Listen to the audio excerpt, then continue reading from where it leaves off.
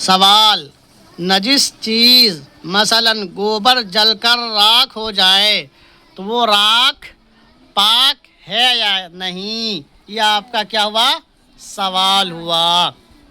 جواب، ناپاک چیز جب جل کر راکھ ہو جائے تو راکھ پاک ہے۔ کیا ہے وہ راکھ؟ ناپاک چیز جو بھی ہے اگر وہ جل جاتی ہے اور جل کر کے راکھ میں تبدیل ہو گئی تو راکھ کیا ہے؟ پاک ہے۔ اور راکھ کیا ہے؟ چلیے مسئلہ سمجھ گئے۔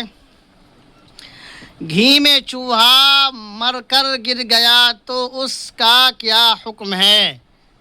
گھی میں چوہا گر کر کے مر گیا تو اس کا کیا حکم ہے؟ یہ مسئلہ نمبر 2 ہوا آپ کا۔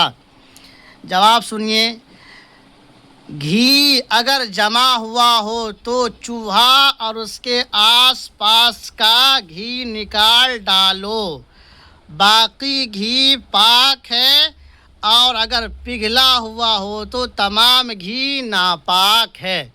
سمجھے مسئلہ؟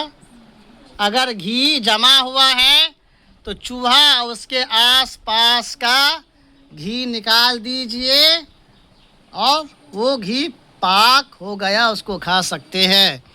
اور اگر گھی کیا ہوا ہے؟ پگھلا ہوا ہے تو تمام کا تمام گھی کیا ہے؟ ناپاک ہے۔ اس کے پاک کرنے کا طریقہ کل بتلایا جائے گا۔